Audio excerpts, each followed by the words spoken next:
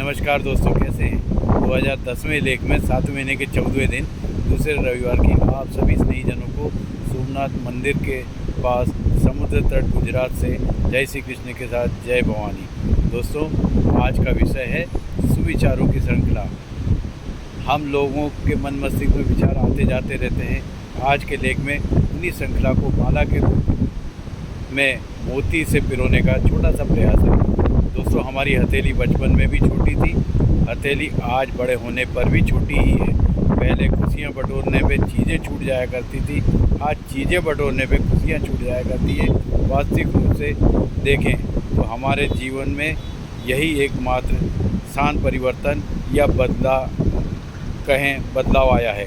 यह निर्विवाद रूप से सत्य है कि जब किसी का नाम बार बार पुकारा जाता है तो हम प्रायः जिसे पुकार रहे हैं उसे पीछे मुड़कर देखना ही पड़ता है, कौन मुझे बुला रहा है। ठीक इसी प्रकार ईश्वर के नाम को अगर बार बार हम स्मरण किया करें तो फिर निश्चित मानिए परमात्मा को भी हमारे भक्ति से प्रभावित होकर हमारी प्रार्थना सुननी ही पड़ेगी कि कौन भक्त मुझे इतनी तन्मयता के साथ पुकार रहा है।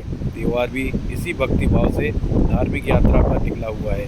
सभी स्नेही और मित्रों को नम्र निवेदन के साथ अनुरोध है, रिश्ते को अजर अमर जीवंत बनाए रखने के लिए सिर्फ एक ही शर्त पर्याप्त है, रिश्ते में भावना देखें, संभावना कदापि ना देखें। दोस्तों, अगर हम अपनी उपलब्धियों से अपने आप का आकलन करें तो भौतिक संदर्भ में नहीं बल्कि इस संदर्भ में आकलन करना चाहिए कि हम लोगों ने मित्र के अभिष्ट लक्ष्य को या उद्देश्य तक पहुंचाने में किस तरह से सहायता प्रदान करी है।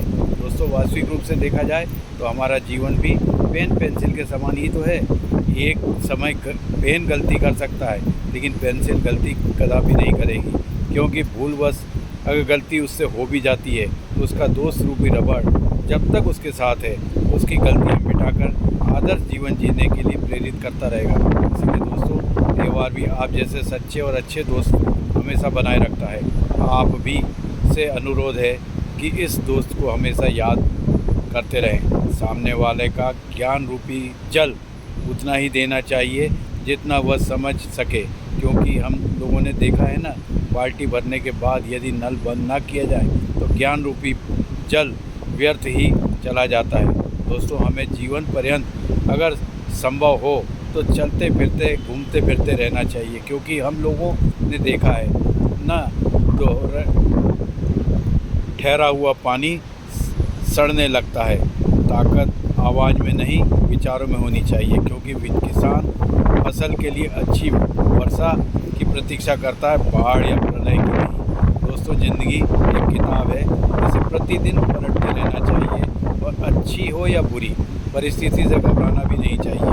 बस पन्ने पलटते रहे हुए आपके मित्र के समान जीवन का आनंद उठाते रहें।